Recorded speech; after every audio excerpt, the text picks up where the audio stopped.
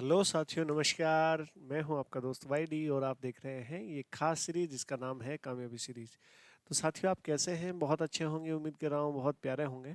अपने स्थान पर खुश होंगे, प्रसन्न होंगे, अपने परिवार का ख्याल रख रहे होंगे और घर वालों की उम्मीदों पर खरा उतरने की कोशिश भी कर रहे होंगे।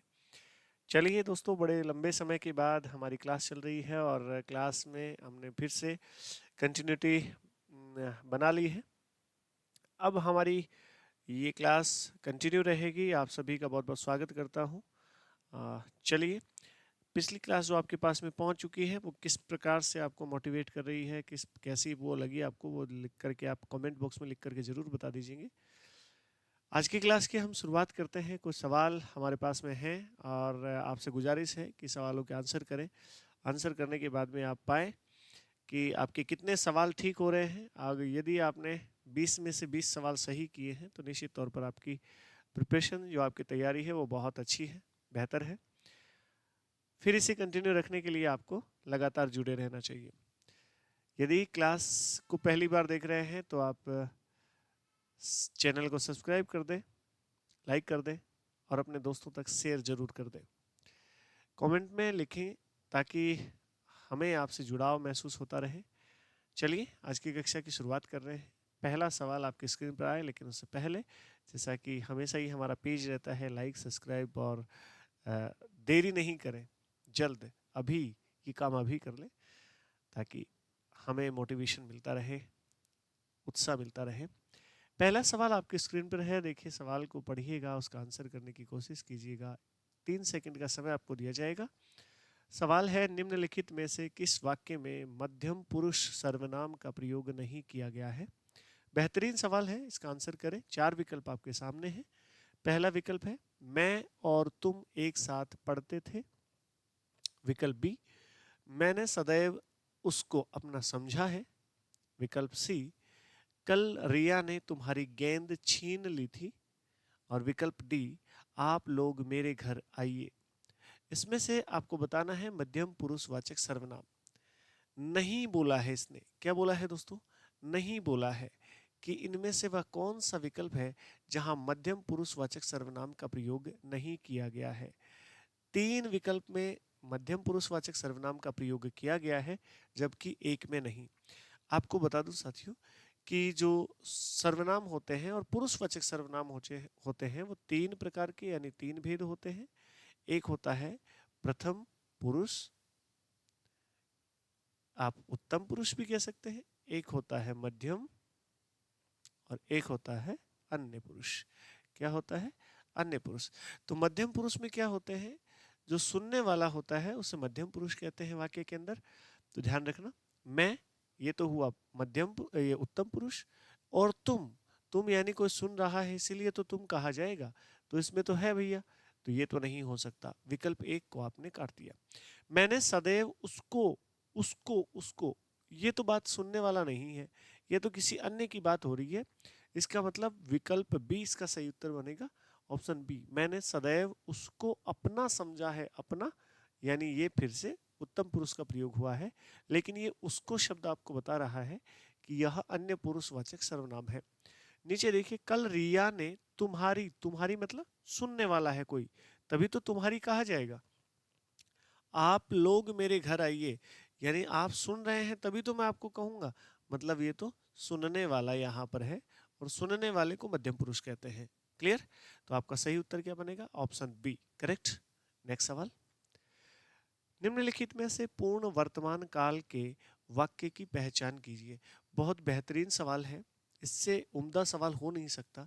आपको जो काल है, काल का टॉपिक है, वो पूरा पढ़ना चाहिए और उसके आधार पर आपको आंसर करने चाहिए। देखें एक बार, वर्तमान काल के 3 भेद होते हैं दोस्तों। देखो, काल वैसे ही 3 होते हैं, एक वर्तमान काल, एक भूतकाल और एक भविष्य काल। तो आप ध्यान रखें, 3 कालों में से तीनों के अलग अलग फिर उपभेद और होते हैं। अब आपको पूछा गया है वर्तमान काल। क्या पूछा गया है? वर्तमान काल। तो वर्तमान काल में आपको क्या पूछा गया है कि वर्तमान काल का, पूर्ण वर्तमान काल का कौन सा, इनमें से कौन सा वाक्य फॉलो कर रहा है? विकल्प एक देखें, वह गया होगा। गया होगा, तो ये तो भैया आपका संदिग्ध हो गया। क्या हो गया? संदिग्ध हो गया। और संदिग्ध होने के कारण यह तो नहीं हो सकता इसका उत्तर। वह पढ़ रहा है। पढ़ रहा है कंटिन्यूटी है ना, ये लगातार पढ़ रहा है, अभी उसने पढ़ना छोड़ा नहीं है। तो ये तो क्या हो गया आपका? अपूर्ण, पूर्ण नहीं हुआ है।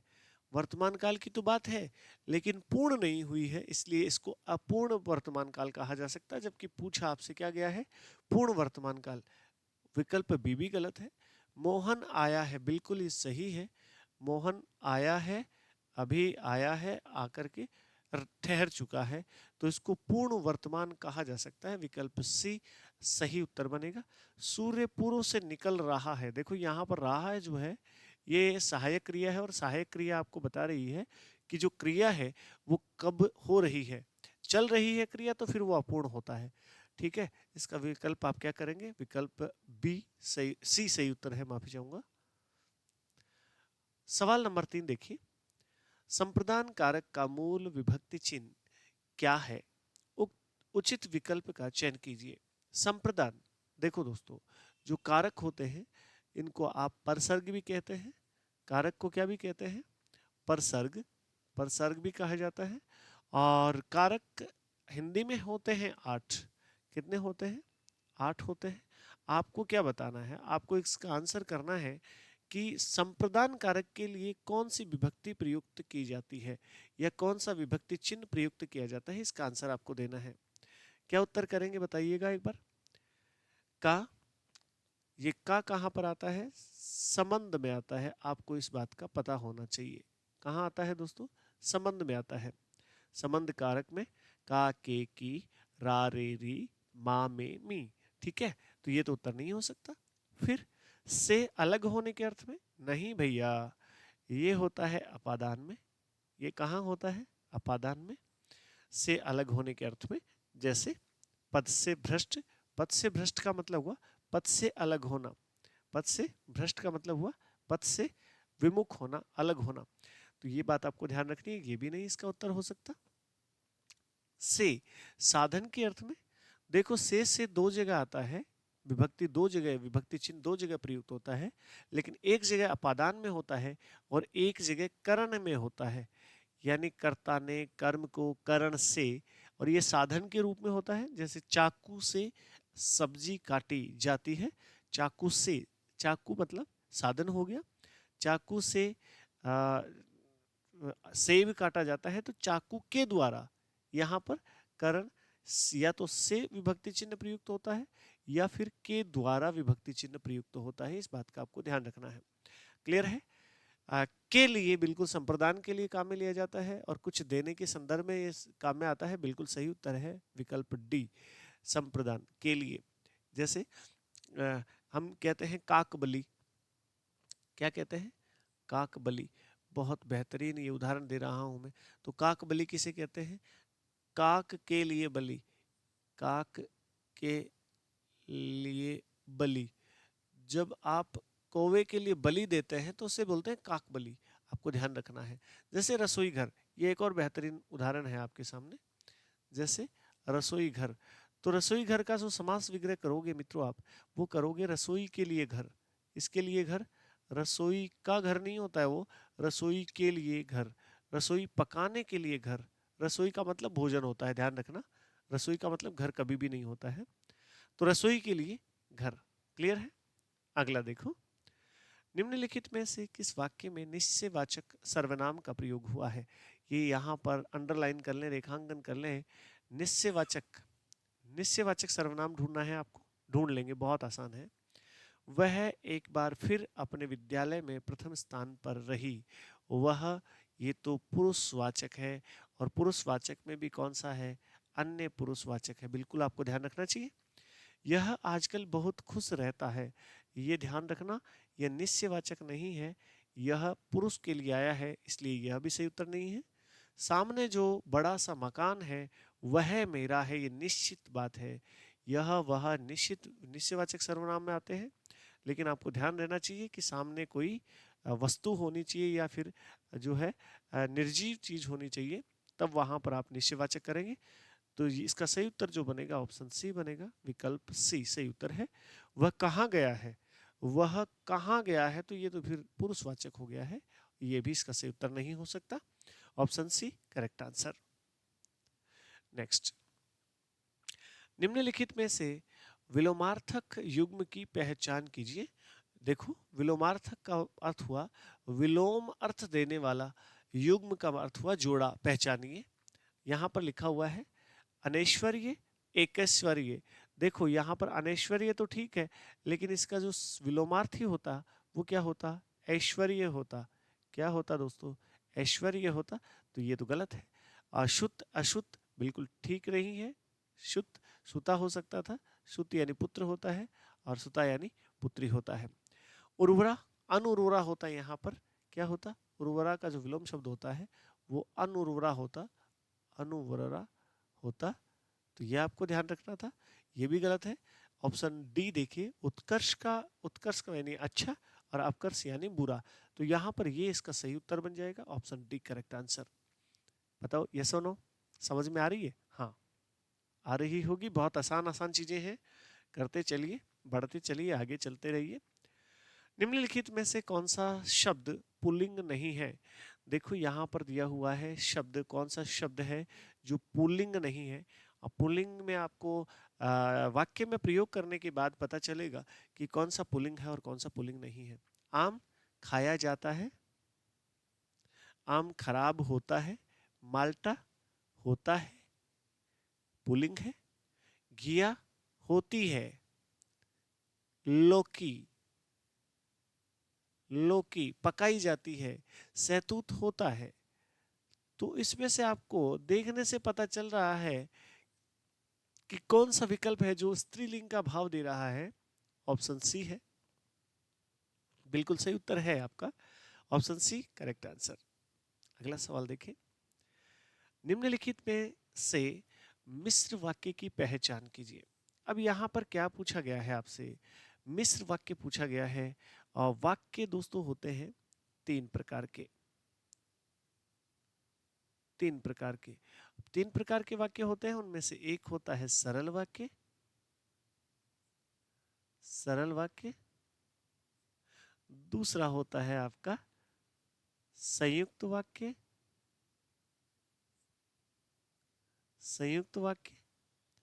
और एक होता है आपका मिश्र वाक्य या मिश्रित वाक्य, मिश्र वाक्य या मिश्रित वाक्य। अब देखो आपको पूछा गया है मिश्र वाक्य या मिश्रित वाक्य, आपको पहचानना है। यहाँ काम समाप्त हो गया, इसलिए ये जो संयोजक होता है ये तो भैया आता है आपका संयुक्त में आता है। तो यह तो समाप्त हो गई यहाँ पर बात, पहला विकल्प गलत है। मैं अभी खेलना चाहती हूँ, ये तो एकदम सरल बात है, तो ये सरल वाक्य हो गया। मैंने एक बिल्ली और कुत्ता देखा, और जहां आ जाता है वहां तो ये तो कीवर्ड है, वहां तो संयुक्त वाक्य होता है। तो ये भी संयुक्त है, ये भी संयुक्त है और ये सरल है। अब बच गए, एक है आपके पास में ऑप्शन डी, तुम्हारे पास ऐसी कोई अमूल्य वस्तु नहीं है जो तुम मुझे दे सको। ये देखो, ये जो तुम जो सो जहां पर आते हैं वहां पर दोस्तों आपको कौन सी करना है, मिश्र वाक्य करना है। और मिश्र वाक्य को आप क्या भी कह सकते हो, मिश्रित वाक्य भी कह सकते हो। ये बात गलत नहीं होगी, इसलिए इसका सही उत्तर जो बनेगा ऑप्शन डी बनेगा। ऑप्शन डी आंसर सही है इसका, ठीक है, उत्तर डी सही है। नेक्स्ट, अगला सवाल देखो। सवाल है, अरे वाह कैसी निखरी चांदनी रात है। यहाँ पर दिया हुआ है और डैश से यानी जो विराम चिन्ह है उसकी जगह है उपयुक्त, उपयुक्त विराम चिन्ह द्वारा रिक्त स्थान की पूर्ति कीजिए। उपयुक्त विराम चिन्ह को छांटिए। यहाँ अंत में कौन सा विराम चिन्ह लगाते हैं जब वाक्य की पूर्णता दर्शाई जाती है, जब वाक्य पूर्ण हो जाता है, तो पूर्ण हो जाता है तो फिर वहां पर तो पूर्ण विराम ही काम में लिया जाता है। वाक्य जब बात पूरी हो चुकी है तो वहां पर कौन सा विराम चिन्ह काम में लेते हैं, पूर्ण विराम। और पूर्ण विराम का जो साइन होता है वो इस प्रकार से खड़ी पाई होता है। यस और नो? यस। यहाँ पर देखिए ये विस्मयादि बोधक है, ये इन्वर्टेड कोमा है, ये विसर्ग है और ये पूर्ण विराम है डी।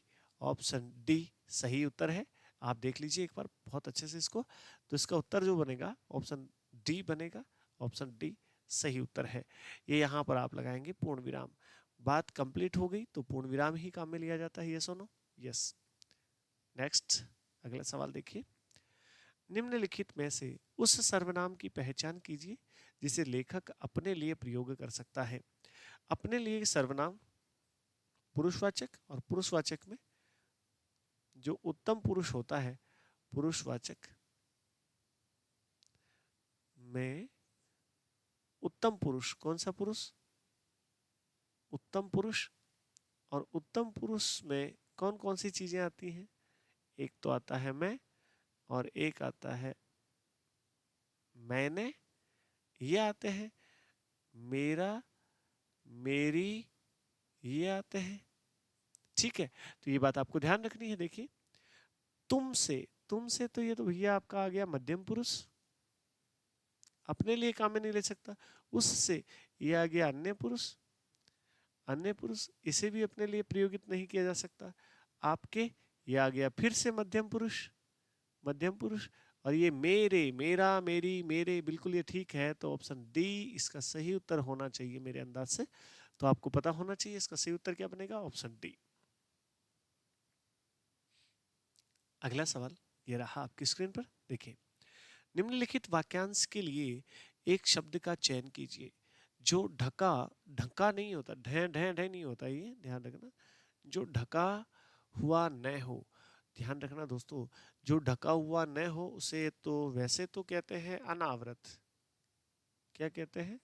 अनावृत कहते हैं। लेकिन यहाँ पर अपरिछिन्न दिया हुआ है तो इसको मान लीजिए ये भी ठीक है, अपरिछिन्न। अनेर, अनेर कष्ट को कहते हैं, दुख को कहते हैं। अद्युड्डा, जो नई नवेली दुल्हन होती है उसे कहते हैं। अच्युत, जो नहीं छोड़ा जाए उसे कहा जाता है, जो जिससे अलग नहीं हुआ गया हो उसे अच्युत कहते हैं। और इसका सही उत्तर जो बने वो अपरिछिन्न बने। क्या बने? अपरिछन्न बनेगा। बिल्कुल सही उत्तर है। नेक्स्ट, दिए गए शब्दों में से संबंध बोधक अव्यय की पहचान कीजिए। संबंध बोधक जो संबंध को दर्शाता हो, संबंध को दर्शाता हो, को दर्शाने वाला अन्य शब्दों के साथ एक दूसरे शब्दों का जो संबंध दर्शाता है उसे कहते हैं। देखो ये कहा कि ये तो जो है आपका अव्यय तो है, लेकिन इसको आप समुच्चय बोधक में रखेंगे। किसमें रखेंगे? समुच्चय बोधक में। ये सिवा और ये भी समुच्चय बोधक में होगा, समुच्चय बोधक में होगा। ये सिवा, ये अलग होने के भाव में प्रयोगित किया जाता है। संबंध दर्शाने के लिए तो जहां तहां, स्थान की बात हो रही है, जहां तहां तो बिल्कुल ठीक है। ऑप्शन बी सही उत्तर है। संबंध बोधक अव्यय की पहचान आप कर लिए हैं। क्या है? जहां तहां, इसका बिल्कुल राइट आंसर है। ठीक है, नेक्स्ट अगला सवाल देखिए। निम्नलिखित में से संयुक्त वाक्य का चयन कीजिए। संयुक्त वाक्य आपने पहले भी देखा कि वाक्य के जो भेद होते हैं वो तीन होते हैं। एक होता है आपका सरल वाक्य,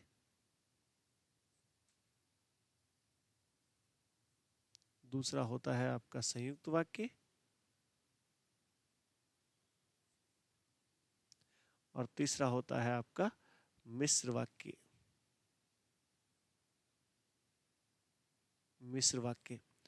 तो ये आपको ध्यान रखना है कि संयुक्त वाक्य में जो चिन्ह होते हैं वो एक तो होता है और, एक होता है अथवा,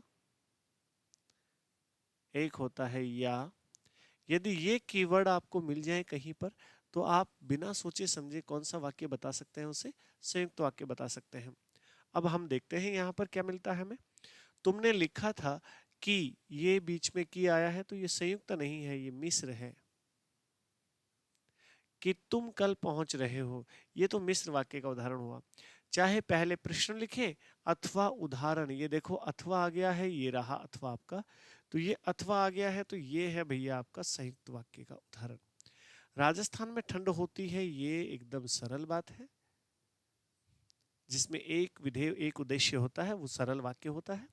यह तो ठीक वैसा ही है जैसा तुमने बताया था, तो ये जैसा वैसा ये आते हैं मिश्र में। ये कहाँ पर आते हैं? मिश्र में। इसका सही उत्तर आपको मिल चुका है, ऑप्शन बी करेक्ट आंसर।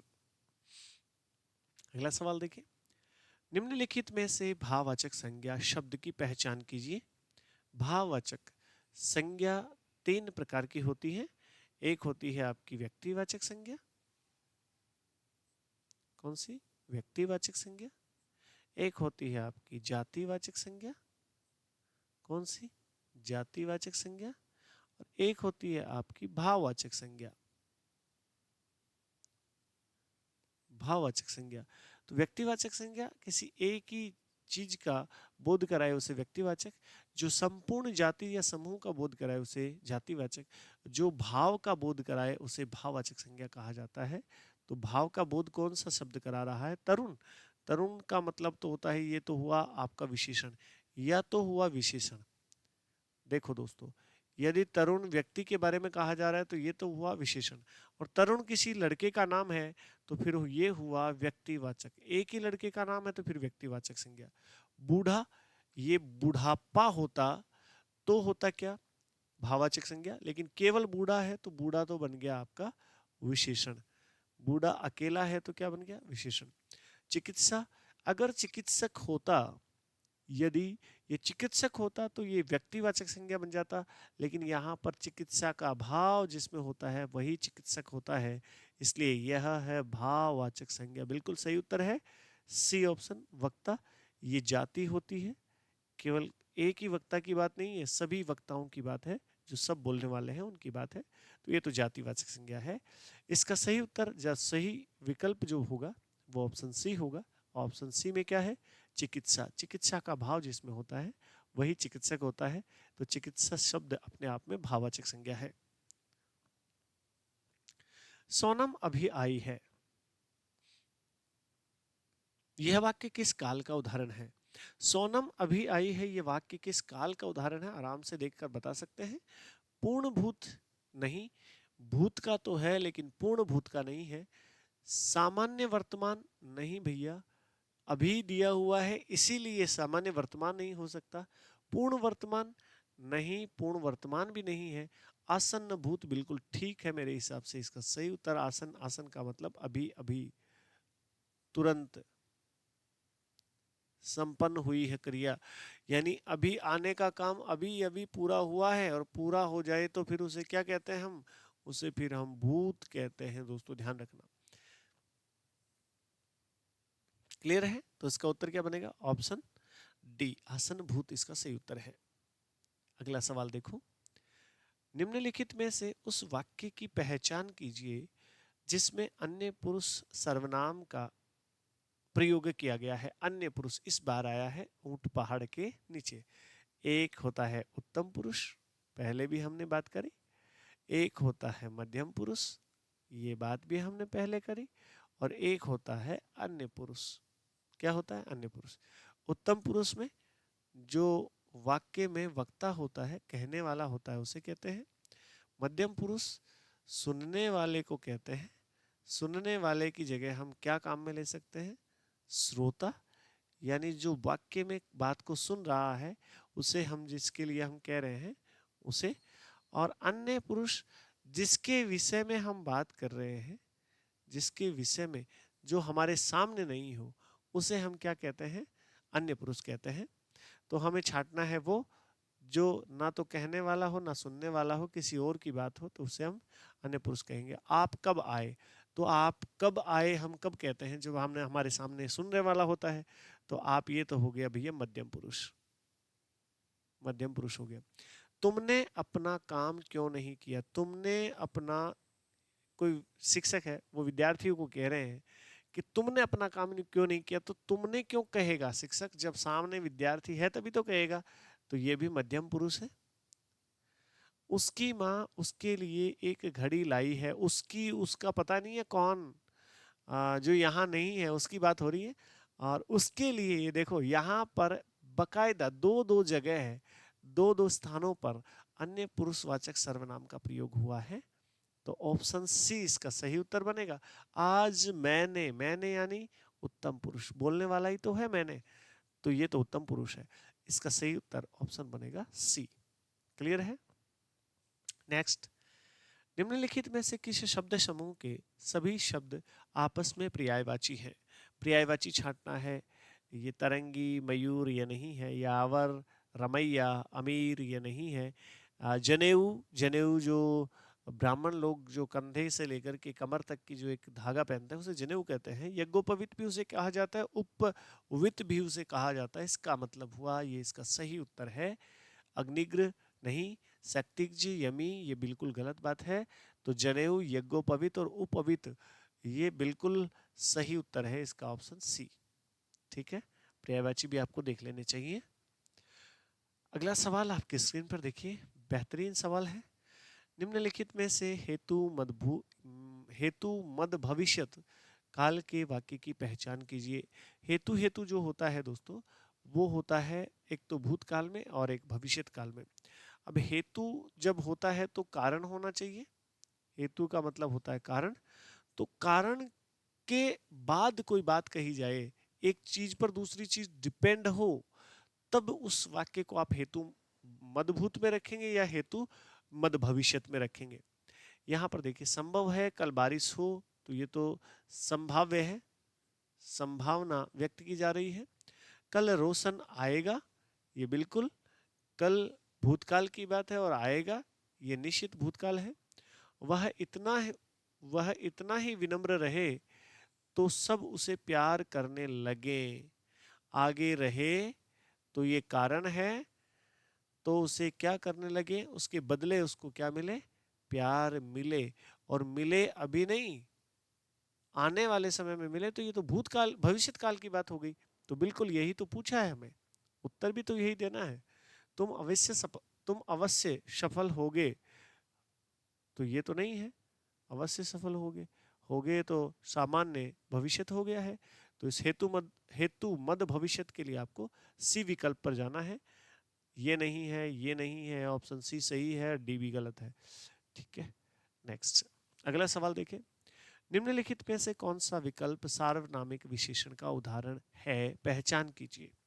यहां पर दोस्तों आपको एक शब्द पर जाना है, सार्वनामिक विशेषण।